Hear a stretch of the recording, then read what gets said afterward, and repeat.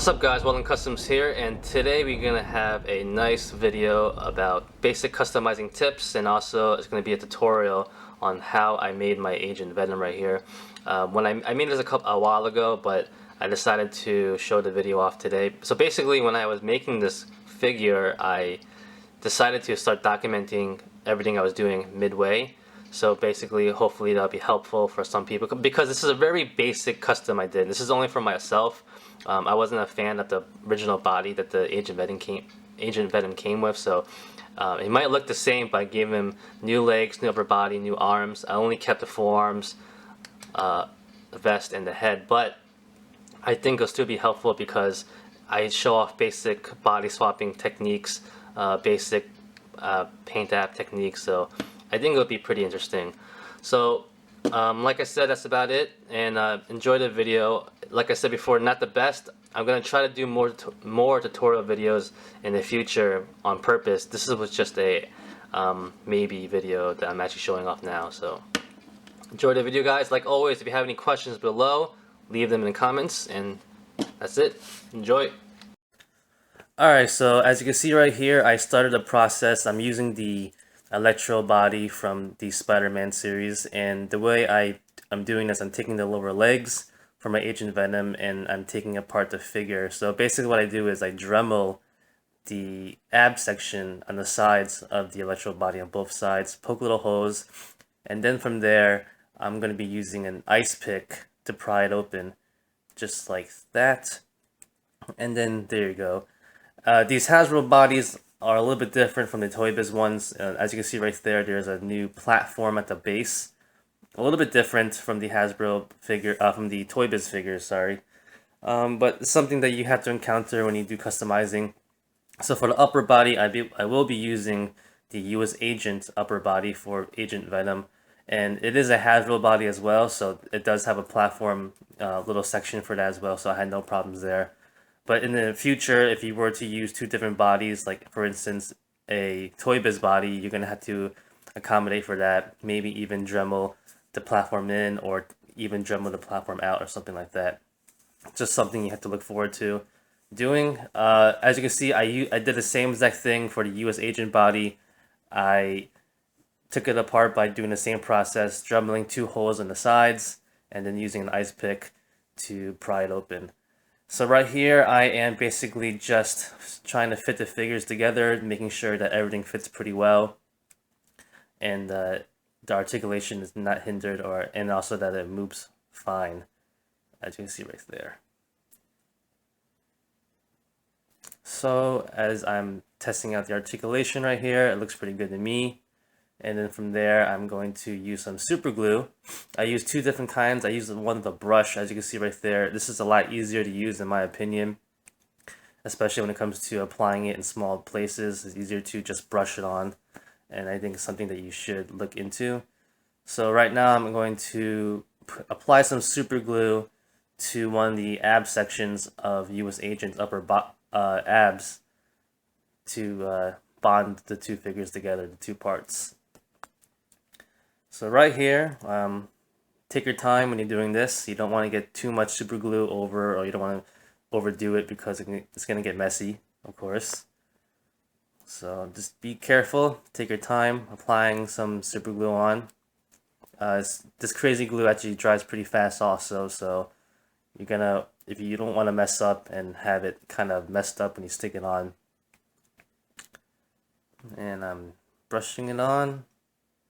Now this is this is my second time narrating a video. I don't really do this that much, so bear with me if it gets a little bit boring. Sometimes I'll try to fill in the gaps of silence.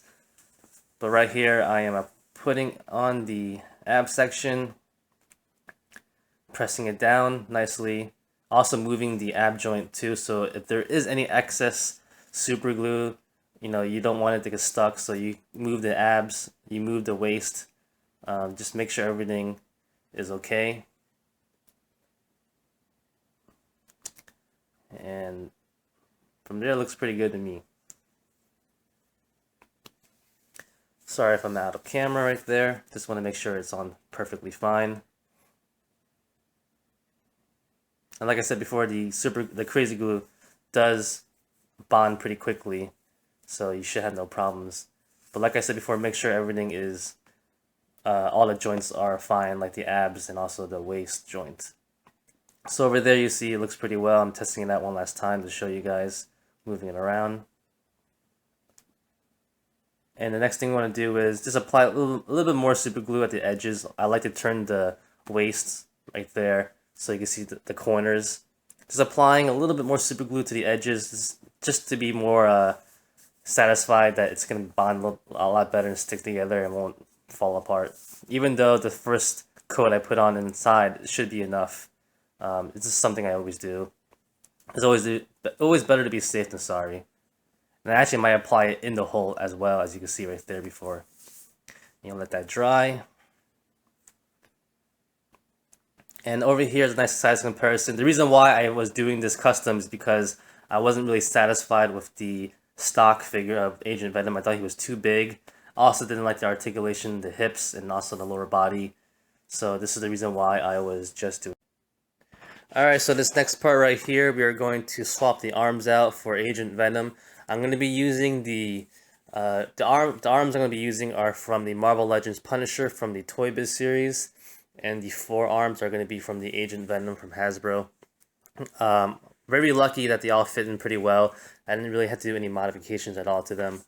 But for this, when you're doing some limb swapping, you had two different techniques. You could do the boil and pop, or use hot water and submerge the limbs or the whole body in there, and you could pop it off when it gets warm. Or what I like to do is I like to use the blow dryer technique and just apply the blow dryer at the limb and just pop it off right like that. Either way is fine. It really depends on the situation or how much work you're doing. If it's a quick job, I'm just gonna use the blow dryer anyway. But either way, be careful when you do it. Make sure that the limbs are soft and you're able to pop it out a lot easier. Sometimes but it's not warm enough, it's gonna put some stress on the figure, and you might actually either rip off a peg or actually extend it, and from there you might really regret that. So right here I'm applying some heat to the bicep area, which is where the peg is connected to the arm, and I'm going to swap out the arms.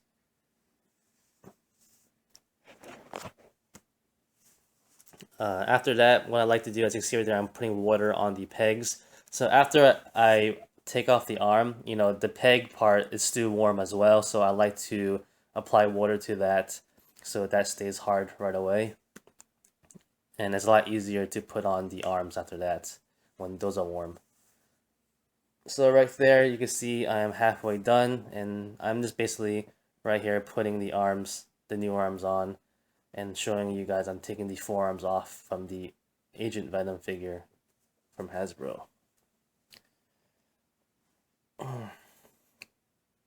Like I said before, this is my second time doing these narrations, so sometimes there'd be a lot of might be some gaps where I don't know what to say, but yeah, we're just basically watching the video together. I'm sitting on my couch right now with a recorder in my hand, watching on my TV. So right here, I'm halfway through, just some progress shots showing how it looks like. And sometimes people do a lot of videos like this, and sometimes they skip ahead and tell you what they did. I just want to show you guys in this one video exactly what I did step by step. So I know a lot of people have a lot of questions on how to body swap and what they do and the process and stuff like that. So I'm just trying to be as thorough as I can sometimes, at least for this video. And right there, I am applying the last arm. Like I said before, always make sure that the arm is soft and heated, and the peg you're actually putting it on is actually hard. It makes it a lot easier. And after you apply the new arm on, I quickly put it in cold water to tighten the joints. And when you apply cold water onto it, the limb will shrink down a little bit, also get harder, and it'll stay into place a lot better. And I am just doing that. And not only in the bicep area where you're putting the peg into, but also you have to take into consideration the elbow joints, the pegs there, the swivel there, all that joints got warm and heated and sometimes a little bit warped, so you want to tighten those joints in as well. And right there, last but not least, is the forearm from the Agent Venom figure. And I'm going to stick that on right now. And I should be done doing this. So here is the work in progress so far. The new arms are on, the new forearms are on. We have the new waist. And yeah, so right there is just a little, this is not the end of the video, this is just a, so far, how much I've done so far. I put on the vest and also the new head, just to show you guys a size comparison. And now we get to work. Funny enough, I forgot to take a video of the part where I washed the figure, and also the holes on the side of the abs, I actually covered it up with epoxy. Sorry about that. I just said like 5 seconds ago that I'd like to do every single step by step, but I just forgot to take a video of it, to be honest. But just to let you know, before you paint figures, you wash it. I usually use a toothbrush and also dishwasher soap, and thoroughly brush all the painted areas and also the joints so you get all that oil from the manufacturer off. So right now I'm going to be using some paint. I use Tamiya paints and also Citadel paints. Either or, depending on the situation I'm using. Both are really great. Both of them really do dry pretty fast. Whatever you get your hands on, I think either one is fine. So right now we are going to paint off the flag area on U.S. Agent's chest. I'm pretty sure I'm going to speed up this process, but I'll just show you guys. It's always good to do small, light, thin layers first and keep adding on to it. Like I said before, these acrylic paints, they dry pretty fast, so applying layers on one by one isn't a big deal. You know, it'll take a couple minutes or something like that. And here we go. Applying a little small coat on first, and just spreading it across the whole figure. You know, he has white and red all over him, so it's definitely going to show through the first layer, but it's fine. Don't worry about that. And I should be speeding up soon. I guess I haven't yet. I guess I'm just going to show you the first layer really quickly. I'll go little by little. Like I said before, make sure you don't try to dab on a lot of paint first and just try to get it all covered up. Right here, I'm actually putting some paint on and I'm spreading it across the whole figure for a first coat, just to make sure you get every single surface area covered that you want painted. And then after that, you know, you let that dry a little bit. And it's definitely, like I said before, the white and red will show through, but it's fine because you're going to do multiple coats anyway. And when you apply multiple coats like that, it also helps the paint itself bond better to the figure, and in the long run help the longevity of the paint job last longer. Okay, you don't want too much of a thick coat, I know it gets kind of soft and might get messed up. So right there you can see a little bit red still showing through, which is fine, like I said. And now we are going to do the second coat right there. And I'm speeding up the video a lot more faster now. Just get it over with. And do some details. Make sure you get into the joints also, like in the ab joint inside there. Some red and white might be in there, depending on the figure you're using. And right here, I'm going to basically, I guess I am done. So right there, I'm done painting that off. It dried up. This is, I think, maybe a day or two later after you let the paint cure and fully dry. Sometimes you could spray the figure, you want to coat it, you could. I didn't think it was necessary for this one because, you know, if you do a good paint job and the coating is not necessary sometimes, especially when you let the paint cure really well. Like the Citadels, those cure pretty good. I do actually think, in my opinion, the Tamiya paints cure a lot better. But either way, it's fine. The reason why I didn't really have to coat this one because he has a vest over it anyway, so there's no point of it. But right now I'm putting the vest on, and I'm going to put the head on, so you can basically see how it looks like again. That stupid vest won't go on, looks like. There you go.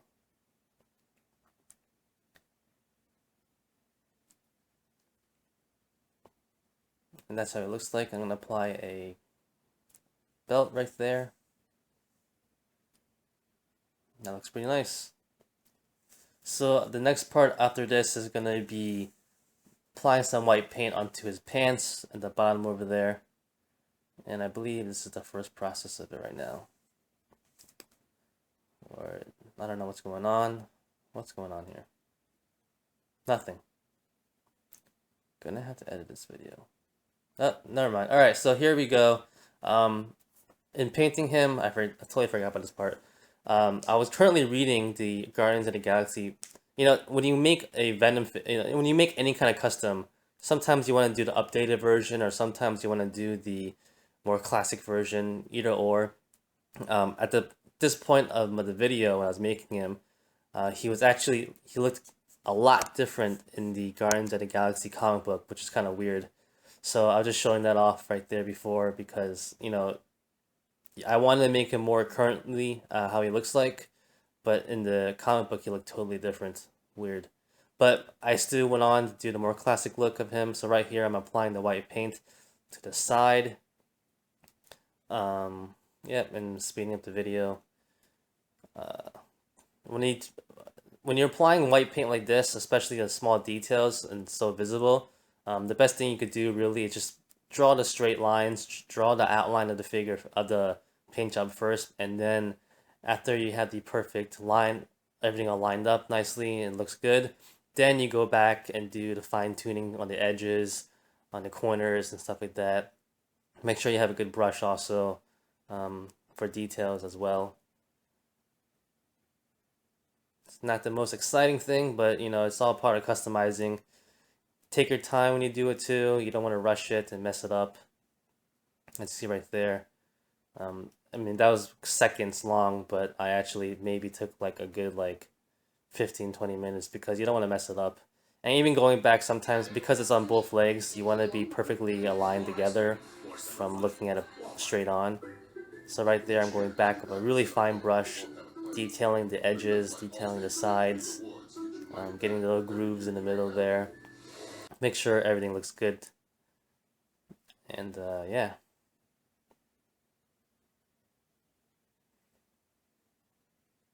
Always make sure you take your time, like I said.